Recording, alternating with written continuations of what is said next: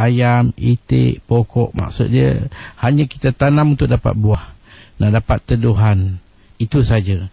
Tetapi manusia ni maksud dia jauh lebih besar, iaitu yang paling utamanya ialah maksud kita untuk menuntut keredaan Allah melalui segala tugasan pengibadatan kita kepada Allah, perhambaan diri kita kepada Allah. Itulah yang menjadi maksud utama. Jadi untuk ini, hari ini kita nak memperkatakan tentang perkara taharah, iaitu perkara yang dipanggil taharah, bersih. Bersih, apa sebenarnya yang dikatakan bersih dalam Islam? Jadi kita ada dua tarif. Satu kita tarifkan daripada sudut bahasa, dan satu lagi kita tarifkan dalam sudut syarak. Sudut bahasa taharah ialah an-nazafah, iaitu suatu kebersihan. Dan disebut juga al-khulus minal adnasil hissiyah, iaitu suci daripada kekotoran zahir. Seperti taharah bersih daripada hadas kecil, hadas besar. Dan di sana ada juga suci daripada kekotoran maknawi, kekotoran yang tak nampak, tak kelihatan. Seperti bersih daripada penyakit-penyakit hati. Apa penyakit hati? Antaranya kal ujub. Ujub ni kita perasan, kita bangga, kita duk perasan kita hebat. Wal kibir, penyakit kita besar diri. Wal hasad, penyakit dengki, khianat. Wal riya, menunjuk-nunjuk. Maka ini adalah antara apa yang disebut sebagai ta'rif tahur, bersih diri. Sama ada zahirnya atau maknawi, itu dipanggil tahur. Adapun daripada sudut syar'i dia ialah yang dikatakan tahur itu dua. Yang pertama dipanggil raf'ul hadas, yang kedua dipanggil izalatul khabas.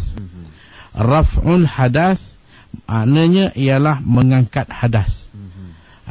Mengangkat hadas ni sesuatu yang kita tak nampak dengan mata kasar, tapi dimaklumkan daripada Al-Quran dan hadis bahawa hadas seseorang itu terangkat. Apa dia hadas? Hadas ni ialah sesuatu yang menghalang sahnya solat. Itu dipanggil hadas. Jadi kita nak solat, nak menghadap Allah, kita kena berada di tahap kebersihan yang sangat.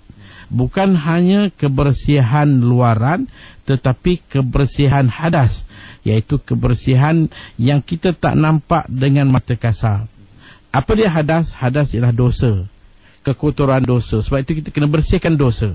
Nak bersih dosa, maka kita bersih tempat yang banyak melakukan dosa, iaitu muka kita, memandang, melihat, bercakap. Bersihkan muka kita. Tangan, menyentuh, memegang, mengangkat. Kepala, memikirkan, dan bagai kaki, memijak, menyentuh, berjalan. Maka ini dipanggil adalah raf'ul hadas, mengangkat hadas. Kita ada tiga.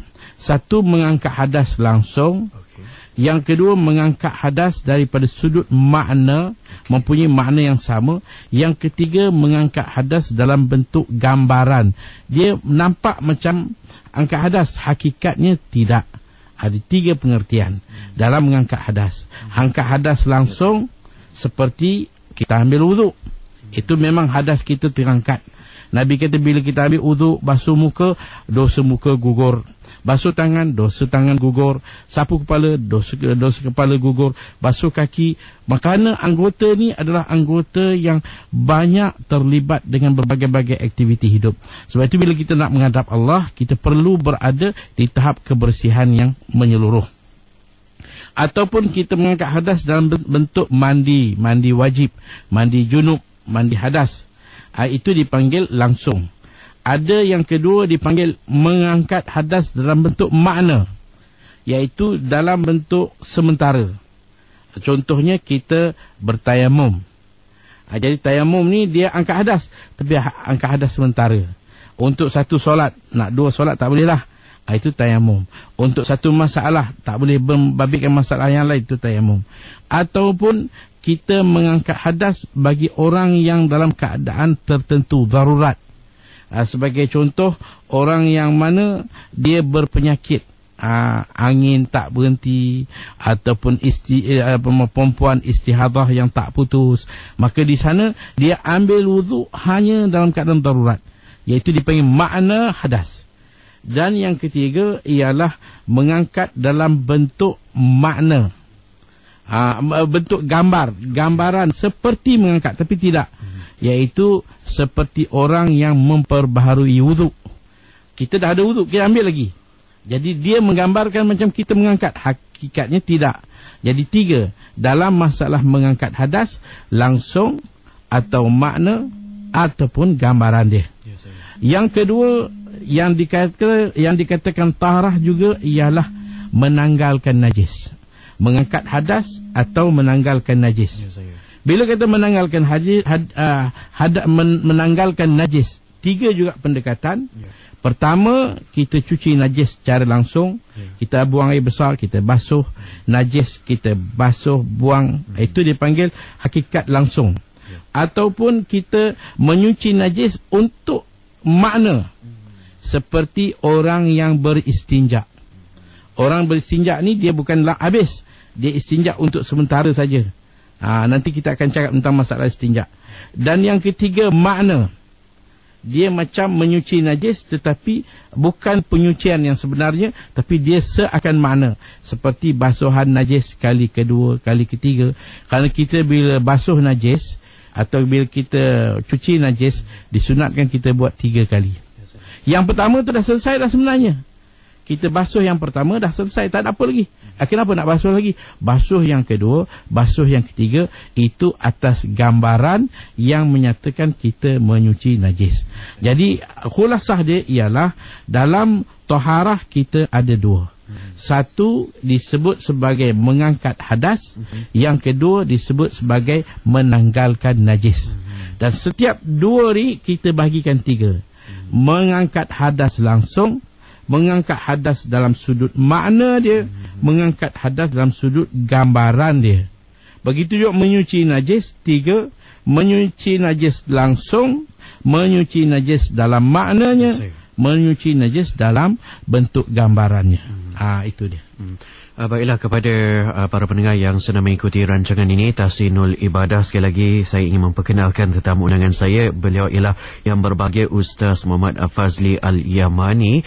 Dan kepada anda yang mempunyai persoalan mengenai tajuk pembincang kita hari ini menyentuh tentang At-Taharah, boleh mendal nombor talian kami diaktifkan sekarang 03-6205-1500 ataupun ke laman Facebook kami, cariannya ikim.fm. Baiklah Ustaz, sebelum kita bersama dengan para pemanggil dan juga mereka yang bertanyakan soalan, mungkin dapat Ustaz menerangkan lebih lanjut lagi tentang syarat-syarat wajib at-taharah ini. Taib, kita kata bila at-taharah, maka taharah ni ialah satu atur cara yang dikendaki dalam kita mendekatkan diri kita kepada Allah. Kebersihan diri. Kita nak menghadap Allah ni, kita mesti bersih. Kalau kita tengok majlis dunia pun, kita tak bolehlah pergi ke majlis-majlis mana kita tengok hari ni semua orang hadir majlis-majlis. Kita kerja harian pun kita bersih. Kita tak dengan keadaan selimut, kain apa semua, masih bau hapak kita hadir, tak, kita bersih. Apalagi dengan Allah. Yang bersih pada Allah ni ialah bersih dengan cara kita mengangkat hadas. Kita ada 4 wasilah ataupun 4 perantaraan. Ada 4 benda yang kita boleh guna untuk membersihkan diri. Pertama ialah pendekatan yang paling umum dan paling banyak ialah penggunaan air. Yang kedua ialah penggunaan debu. Yang ketiga, penggunaan alat untuk kita samak. Kita nak bersihkan sebagai contoh kulit binatang. Kita dah tak boleh makan daging. Contohnya ada binatang seperti kambing, lembu mati dengan keadaan tak sempat kita sembelih. Jadi takkan kita nak terus tanam. Kulit dia kita boleh buat. Ambil sesuatu faedah, kita samak kulit. Maka itu dipanggil. Ataupun binatang yang kita tak boleh makan daging tapi kulit dia dapat. Macam buaya, ular. Dapat ular besar, dah mati, kita ambil kulit dia mungkin berbagai-bagai kita boleh buat, itu dipanggil alat untuk kita samak. Dan yang keempat ialah batu untuk kita istinja, ataupun hari ini tisu lah, toilet paper tu yang kita guna. Ini adalah 4 alat dalam alat-alat yang disediakan untuk kita membersihkan diri dan apa saja dalam menghadap kita kepada Allah. Cuma di sana untuk alat ini kita ada 2 lagi perkara yang perlu kita sertai bersama, iaitu dipanggil wasailul wasail, yakni perhubungan yang menghubungkan kepada alat ini. Ada 2. Yang pertama dipanggil ijtihad, kita berusaha mengetahui, contohnya kita berijtihad tentang air, berijtihad tentang kebersihan, berijtihad tentang arah kiblat. Dan yang kedua dipanggil awani, bekas-bekas yang kita nak guna. Bekas ni boleh ke tak boleh ke, macam mana cara, maka itu dipanggil suatu yang menghubung kepada 4 alat besar tadi. Ustaz, salah satu alat untuk bersuci ialah air yang turun daripada langit, Ustaz. Iaitu terbagi kepada air hujan, air salji yang menjadi cair dan air embun. Bagaimana kita nak cukup syarat tu supaya kita kata dalam hadis Nabi kata al-ma'u tahur, air itu bersih. Apa saja yang kita dapati sumber air ni daripada mana saja, sama ada daripada langit ataupun daripada awan yang turun bagaikan hujan, ataupun air sungai, air laut, air perigi, kemudian air mata air salji, air embun yang dihimpunkan, maka air ni yang penting ialah dia mengalir. Dalam penggunaan wuduk nanti kita akan jumpa antara syaratnya ialah mengalir. Dia tidak boleh air yang beku macam cube ice. Kita beli dekat kedai musim kita panas, kita beli ambil 2 ketul, kita sapu muka, sapu tangan, orang tanya apa buat dengan ais tu, kita kata apa lagi, wuduk lah. Maka tidak sah, kerana air tu dia panggil jamid, air yang terkumpul, dia tidak mengalir. Maka dia kena dicairkan dulu, baru kita boleh untuk gunakan sebagai wuduk. Air embun pula bagaimana? Air embun begitu juga. Air embun ni kita kena kumpul. Kita tak boleh petik satu daun, padanya ada air embun, kita sapu muka dan air itu tidak mengalir, maka itu tidak mencukupi syarat. Kerana saya tengok kalau kita di Malaysia ni air embun tak banyak. Saya pernah berpengalaman di luar negara, di mana bila ketika hampir ke musim sejuk, maka musim panas nak masuk musim sejuk, kita tidur di kawasan-kawasan lapang terbuka, kita letak baldi, kadang-kadang sampai suku baldi air embun turun. Jadi air tu banyak. Baldi daripada kosong dah jadi dalam satu tahap boleh kita guna untuk wuduk. Air embun. Kita bangun pagi habis pakaian kita selimut semua basah. Kita tak sedar rupanya embun dah turun dan air tu terkumpul, maka air tu boleh digunakan untuk wuduk. Sama dengan pemanggil yang pertama, Puan Khatijah dari Muar, Johor. Dengarkan sejenak, Ustaz, ya. Soalan saya masalah selalu bersin di waktu pagi. Lepas tu selalu keluar darah lah. Lepas tu bila bersin tu, mula kita tengok tak ada darah. Lepas tu kita solat lah kan. Solat. Lepas tu bila kita dah solat, kita tengok hidung kita tu, lepas saya solat ada darah. Sama ada sah atau tidak semayang saya tu. Terima kasih Puan Khatijah. Silakan, Ustaz. Kalau kita tengok darah pada hidung, satunya darah pada hidung ni kalau keluar dia tidak membatalkan wuduk. Cuma darah tu adalah najis. Jadi kita nak kena pastikan bila. Kalau masa bersin keluar darah dia dipanggil, kalau darah berterusan dipanggil ru'af, kita keringkan dia. Bila dah kita keringkan, kita kena basuh. Jangan ada orang dia keringkan darah dengan tisu sampai dah kering, dia solat dengan tanpa basuh. Maka itu adalah najis, solat tidak sah. Kalau dia bersin, dia tak ada darah, bila lepas salam baru tengok ada darah, dia tak perasan. Mungkin sebelum, mungkin selepas. Kalau masa bersin tadi daripada awal tak ada, mungkin bila dah setelah selesai solat. Kalau mengambil masa yang lama, dia tengok baru keluar darah, mungkin selepas. Ataupun kalau semasa solat. Jadi disebabkan benda yang tidak diketahui, dia solat mungkin solat subuh gelap ke tak nampak, masa bersin tadi tak ada, dan masa solat pun tak ada, maka kita kata solat dia sah. Cuma kalau lepas solat tiba-tiba tengok ada darah, maka dah tentu darah ni keluar semasa solat. Maka kalau keluar mengalir, maka kalau keluar kat hidung tak keluar tak apa. Tapi kalau keluar mengalir membatalkan solat disebabkan najis. Maka najis itu kita kena basuh macam tadi, keringkan dan solat semula. Maka itu masalah dia. Okey, itulah jalan penyelesaiannya untuk pemerhati dari Muar Johor. Baiklah, dua pemanggil yang seterusnya Ustaz memiliki nama yang sama, tetapi dari tempat yang berbeza. Kita mulakan dengan Faizal. Cik Faizal dari Selayang, Selangor.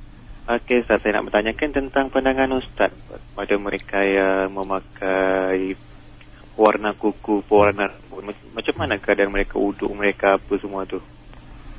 Tak nasihat Ustaz. Okay. Assalamualaikum. Waalaikumsalam. Kita bersama dengan Faizal dari Johor Bahru, Ustaz. Assalamualaikum Ustaz. Saya Faizal daripada Johor Bahru. Saya nak bertanya, bagaimana cara untuk kita membersihkan air kencing anak-anak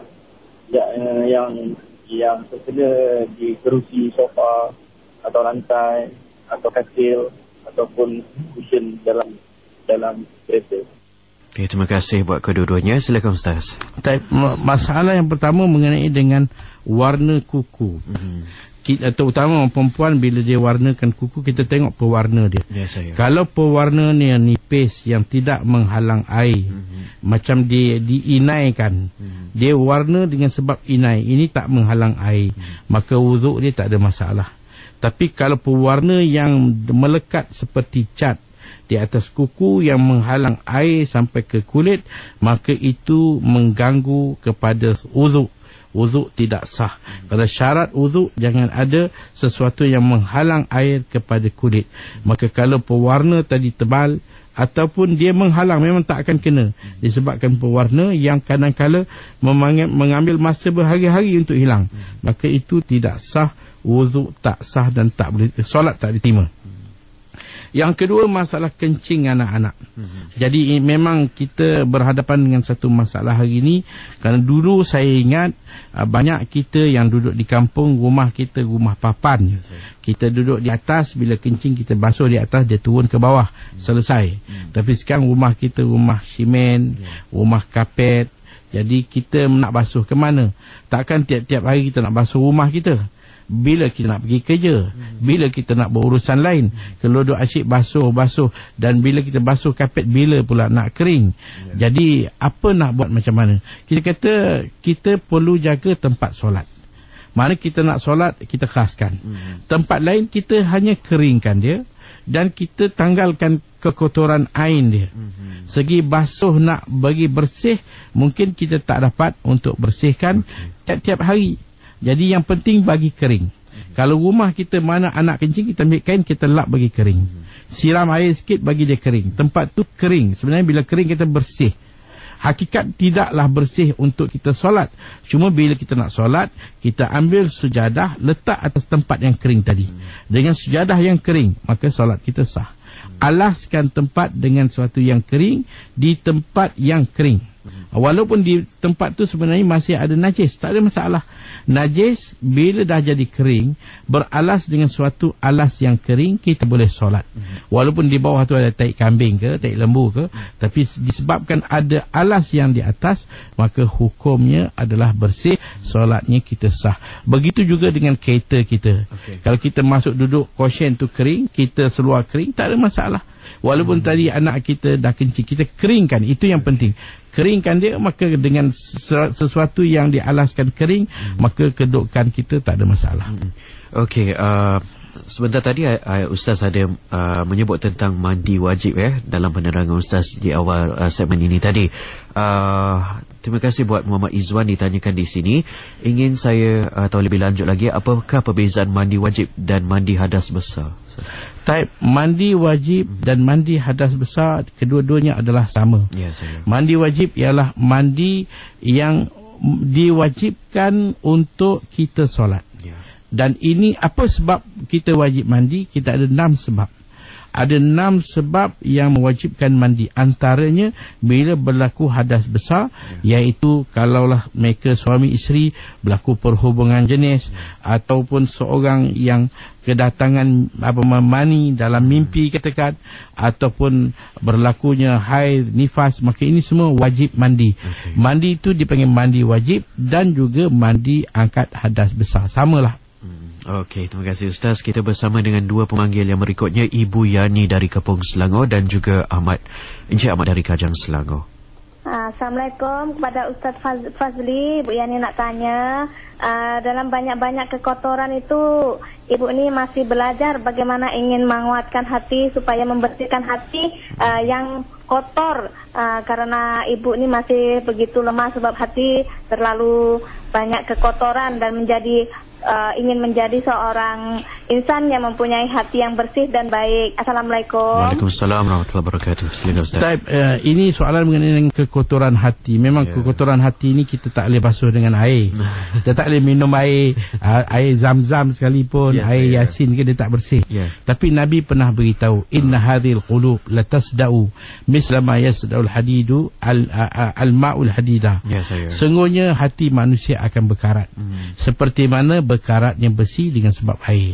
Jadi Nabi kata hati kita berkarat ni, bila karat tu kotor lah. Maka Nabi bagi 2 jalan. Banyak jalan, antaranya Nabi bagi 2. Satu kata Nabi ialah kasratu tilawatil Quran, banyak membaca Quran. Kita banyak baca Quran. Yang kedua ialah kita banyak ingat maut, ingat mati. Kasratu zikril maut, banyak ingat mati. Dan 2 perkara ni memang kalau kita tengok, hati kita akan bersinar. Kalau kita banyak baca Quran, nur akan Quran akan masuk dalam hati kita dan akan menjadikan hati kita menjiwai dengan penghayatan Al-Quran. Yang kedua, banyak ingat maut. Kerana bila kita tengok maut, kita akan nampak satu kesedaran yang inilah yang hakikatnya. Kerana kita tengok bila maut datang, orang terpaksa tinggalkan rumah. Maut datang, dia terpaksa tinggalkan anak, dia tinggalkan harta, segala kekayaan, kesayangan dia semua ditinggalkan, dan dia akan diletakkan, disemadikan di satu tempat yang bersendirian. Tak ada siapa lagi dah, tak ada anak isteri tunggu bersama. Semua akan balik. Itu maut. Jadi ini boleh membersihkan hati kita. Perlu mujahadah lah Ustaz dalam menembukkan hati ni. Okey, silakan daripada Encik Ahmad dari Kajang Selangor buat panggilan. Assalamualaikum Ustaz, saya Ahmad dari Kajang. Saya nak tanya tentang solat sunat masjid 2 rakaat tahiyatul masjid. Adakah solat sunat ni boleh dibuat di surau? Okay, silakan Ustaz. Tahiyatul masjid itu satu solat yang disunatkan sebagai penghormatan kita kepada masjid. Bila masuk masjid, kita hormat masjid ni tempat bersih, kita solat. Jadi masalah dia surau. Kalau kita ikut dalam istilah fiqh, kita tak ada perkataan surau. Kita hanya ada 2. Satu dipanggil masjid, satu lagi dipanggil masjid jami'. Apa maksud masjid? Masjid ialah tempat yang diwakafkan untuk solat berjemaah. Jadi kita tengok satu surau sekarang ni. Surau ni apakah dia menjadi tempat yang diwakafkan, ataupun dia hanya sekadar binaan yang dibuatkan sementara. Sebagai contoh, kita tengok di kawasan-kawasan seperti perhentian bas, di stesen kereta api, di airport, ada surau-surau. Itu sementara diberikan, ataupun ada surau yang terselit tengah-tengah bangunan. Maka itu semua adalah tempat yang diberi sementara, bukan dalam bentuk wakaf. Tapi kalau kita pergi ke kawasan kampung ataupun kawasan perumahan, memang dibuat khas. Satu bentuk unit seakan masjid, tetapi kecil saiz dia, dipanggil surau. Dan kita nak tahu, kalau status tanah tempat yang dibuat dan dibina itu dengan kata wakaf daripada tuan punya, atau pemaju atau tuan milik, diwakafkan tanah tempat itu untuk solat berjemaah, itu dipanggil masjid, walaupun ditulis surau. Maka itu mempunyai kehormatan yang mana bila kita masuk, kita disunatkan buat tahiyatul masjid. Jadi kalau dia hanya sebagai surau, bangunan sementara, itu tak perlu, dan kita tak perlu pada tahiyatul masjid. Okey, baiklah, kita bersama dengan Encik Isham dari Petaling Jaya Selangor. Adakah mandi junub kita sah sekiranya selepas mandi kita dapati air mazi kita masih mengalir? ataupun kita kena tunggu dulu air mazi berhenti baru kita nak boleh mandi. Dan begitu juga dengan solat kita, adakah sah? Terima kasih Encik Syam. Silakan Ustaz. Mengenai dengan mandi, yang penting air mani dah keluar habis. Air mani dia tak keluar banyak. Bila dah habis keluar, selesai. Cuma apa yang tinggal ialah mazi. Jadi sah ke kita mandi dalam keadaan mazi kita dah mandi, mazi keluar? Hukum dia sah. Mandi tadi sah. Yang penting mani dah habis. Cuma mazi yang masih ada. Mazi ni apa? Mazi ni air yang datang selalunya ketika kenaikan syahwat. Bila syahwat kita terganggu, maka dia akan ada air yang jernih putih. Jadi lepas mandi semua, air masih ada lagi. Mandi sah. Jadi apa yang perlu kita buat, kita basuh dan bersihkan di situ saja. Sama juga kalau kita lepas mandi kita kencing. Kita dah mandi, kita buang air kecil. Macam mana mandi kita? Sah. Jadi ini kita buang air kecil, kita basuh saja. Kerana mazi dan air kecil itu sama saja. Kedua-duanya najis dan bukan hadas besar. Jadi hukum mandi tadi sah. Okey, sebelum kita bersama dengan Encik Muhammad, Ustaz, saya berkait rapat dengan tajuk kita pada hari ini, At-Taharah. Mohon penjelasan Ustaz, jika seseorang itu selepas mengerjakan solat ia ternampak najis di pakaiannya, adakah wajib ia mengulangi solatnya? Taib, kalau satu orang selepas solat dia dapati ada najis di pakaian ni, kita tengok najis. Apa jenis najis? Kalau najis yang dimaafkan, dia tak perlu ulang. Apa contoh dia? Taik cicak yang kering. Kalau di Malaysia ni, kadang-kadang di masjid, di rumah ada banyak cicak. Jadi kita dah selesai solat, tengok taik cicak ada kat kaki, itu dimaafkan. Atau kalau kita pergi di Mekah sana, kita akan dapati taik burung merpati. Dah solat semua, tengok dekat stukin, dekat kaki ada, maka itu dimaaf kalau kering. Ataupun najis yang keluar bukan dengan sebab perbuatan kita, tapi dia berbentuk darah bisul, darah luka yang mengalir, maka itu dimaafkan. Najis itu tidak menjejaskan dan tidak membatalkan solat. Ataupun najis yang mana tidak dimaafkan, seperti contoh dalam poket dia ada sejumlah lipas. Dalam poket, poket ke dalam badan dia, di pakaian dia ada binatang-binatang yang darah tak mengalir, maka mati, maka itu najis yang tak dimaafkan. Maka solat dia kena diulangi semula. Itu dia punya kedudukan. Kita tengok najis itu sendiri, baru kita tahu bahawa apakah solat kita sah atau tidak. Okey, terima kasih Ustaz. Dan bersama dengan Encik Muhammad dari Shah Alam, Selangor. Assalamualaikum Ustaz dan DJ Ahmad Nazri. Saya ada soalan saya, adakah kaifiat cara mandi wajib dengan mandi sunat itu sama, Ustaz? Terima kasih. Assalamualaikum. Waalaikumsalam. Mandi wajib, mandi sunat hukumnya sama. Yang membezakan niat, itu saja. Cara mandi sama. Kerana dalam masalah mandi dan wudu, dia berbeza. Wudu ada anggota yang menuntut tertib, muka, tangan, kepala, kaki, tertib. Adapun mandi dia tak, dia dikira satu anggota. Daripada ujung rambut sampai ujung kaki satu anggota. Jadi mana kita nak dahulukan pun boleh. Cuma daripada sudut sunat kita ambil bahagian atas ke bawah, dan bahagian ke kanan ke kiri, dia bahagian depan ke belakang. Itu daripada sudut sunat. Tapi kalau kita mandi sebaliknya, ada orang suka mandi kaki naik ke lutut, naik ke pinggang, naik ke dada, bawah ke atas, atas ke bawah, itu semua boleh, tak ada masalah. Sama saja sunat dan wajib, cuma beza niat yang membezakan. Seterusnya, permasalahan yang dialami oleh kaum Hawa, Ustaz, dikemukakan oleh Zima Abdul Kadir.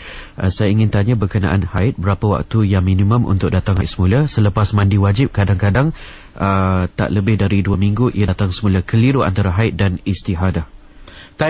Pertama sekali kita kena tahu apa yang dikatakan haid. Haid ni ialah satu darah tabiat. Dia bukan darah luka, dia darah tabiat. Sebab itu 3 alamat besar diberi ulama. Pertama, warnanya kehitaman. Yang kedua, kedatangan dia dalam keadaan sakit. Maksud sakit, dia bukan penyakit. Sakit ni selalu orang panggil segugut. Dia memulas perut, duduk tak selesa. Jadi dia rasa macam tak tenang. Sampai masa keluar darah, baru dia selesa. Itu alamat yang kedua. Yang ketiga, darah ni adalah panas. Dia ada musim. Dia bermula daripada umur 9 tahun, berakhir kepada 62 tahun. Dia sekurang-kurangnya 24 jam, sepanjang-panjang 15 hari. Jadi antara haid dengan haid, dia tidak boleh kurang 15 hari. Haid pertama, haiz kedua mesti sekurang-kurangnya 15 hari. Tak boleh seminggu 10 hari, tak boleh, mesti 15 hari. Tapi jarak panjang tu tak menentu, kadang-kala mungkin sebulan, 2 bulan, setahun, 2 tahun, tak ada masalah. Yang penting sekurang-kurangnya 15 hari. Kalau 15 hari datang, lepas itu 15 hari kemudian datang lagi, maka boleh dikira haid. Tapi kalau datang sebelum tempoh itu, maka itu adalah darah penyakit yang dipanggil darah istihadah. Okey. Berikutnya daripada Encik Muhammad dari Kelang Lama. Assalamualaikum Ustaz. Saya nak tanya, jika ada satu bekas yang tak cukup 2 kolah dan air tu orang guna dan celup tangan dan sebagainya, kemudian air tu saya buka air paip dan air paip jatuh ke dalam bekas tersebut. Kalau saya ambil wuduk terus daripada bekas tersebut, adakah sah, Ustaz? Taib, air yang diambil, yang digunakan tadi, hukum dia sah. Katakanlah kita ada satu air dalam satu baldi. Datang orang ambil celup tangan, masuk tangan. Selagi air itu tak digunakan untuk wuduk. Biasanya bila orang nak makan, dia masuk, kita kena pergi masuk tangan. Dia tengok gayung tak ada, dia celup masuk dalam baldi itu. Tangan dia bersih, cuma nak bagi bersih makan ni, dia celup tangan. Datang orang lain celup. Anak kita pula, dia pergi main dekat baldi itu. Air itu tak terjejas. Kerana air itu tak dipanggil mustakmal. Kerana mustakmal ni air yang telah digunakan untuk uzuk. Jadi kalau kita buka paip, kita masukkan air, sama je.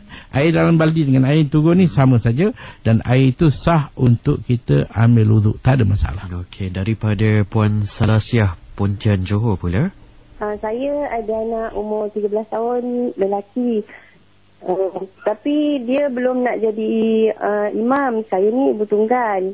Macam mana kalau saya jadi imam, boleh ke? Sebab saya ada 2 anak lelaki, 2 anak perempuan, yang sulung lelaki 13 tahun. Itu je soalan saya. Terima kasih. Taib, kalau katakan ibu jadi imam, maka orang perempuan ni, dia hanya boleh jadi imam kepada perempuan. Perempuan imam, makmum perempuan, itu boleh. Perempuan imam, makmum laki-laki, itu tak sah. Perempuan imam, makmum khunsa, itu tak sah. Perempuan hanya sesama perempuan. Jadi kalau kita ibu nak jadi imam kepada anak kita, yang mana anak kita walaupun belum baligh tetapi sudah mumayyiz, macam darjah 1, darjah 2, dah tahu bacaan-bacaan, dia dah boleh baca tahiyat, dia boleh baca Fatihah, dia tahu solat dengan sempurna, cuma belum balik. Hari ni anak-anak kalau kita tengok umur 7 tahun, 8 tahun dah pintar, dah bijak melakukan solat. Maka kalau kita kata anak jadi makmum, ibu jadi imam, hukum anak tadi tak sah. Ibu solat sah tapi anak tu tak sah, kerana dia ikut imam dan imam tu perempuan sedangkan dia laki-laki. Hukum solat anak tu tidak sah. Jadi kalau nak sah, suruh anak tu jadi imam. Kalau kita kata anak ni umur 7 tahun, kita jangan rasa hina atahan buah. Macam air kelapa. Air kelapa jangan buat air wuduk. Jangan nanti kita pergi jumpa mana-mana dukun ke, dia kata awak kena kumpul air kelapa, ambil wuduk, nanti jin syaitan semua hilang. Tak ada, datang lagi jin banyak. Jadi jangan guna air kelapa untuk wuduk, tak boleh. Sekiranya air tasik ataupun air laut tu Ustaz dicemari dengan sesuatu, misalnya minyak dan sebagainya, adakah dibolehkan? Kalau kita tengok dia kadang macam tepi laut lah. Laut kita tengok kawasan, kalau laut kawasan yang dekat dengan tempat-tempat sampah, memang kita pegang air itu hitam, itu tak boleh lah, kerana dia cemar. Tapi kalau bahagian tengah sana, dia bersambung, dia panggil talasha, air ni bersambung, tengah sana kita angkat dah bersih, maka itu tak ada masalah, boleh. Tak ada masalah. Boleh kan ya? Baiklah, kita bersama dengan pemanggil yang terakhir.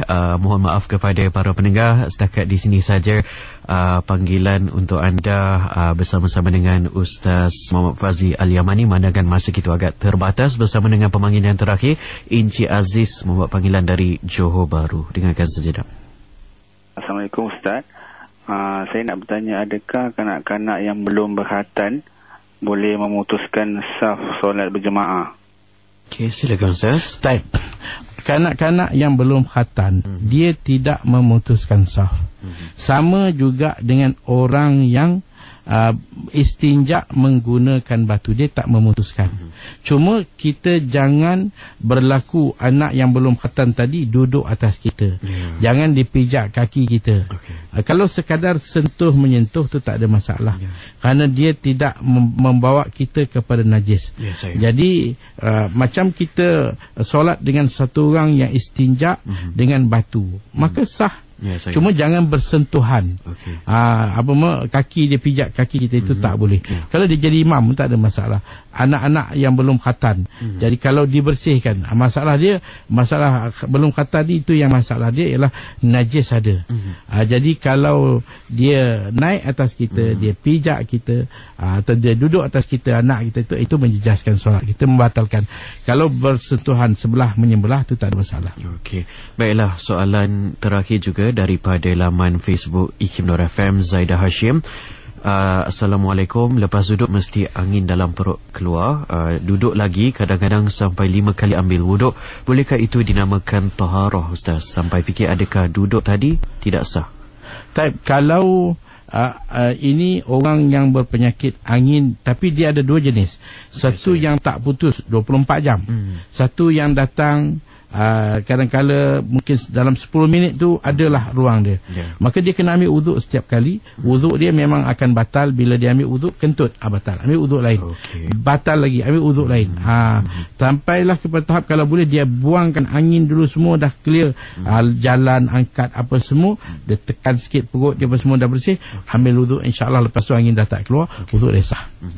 Baiklah Ustaz, kita telah sampai ke minit-minit yang terakhir. Mungkin sedikit rumusan daripada Ustaz. Jadi saya terus mengajak kepada para pendengar bahawa tajuk kita hari ini ialah taharah, bersih. Dan kita nak hidup yang bersih. Memang bersih ini at-taharatu minal iman, taharin daripada iman.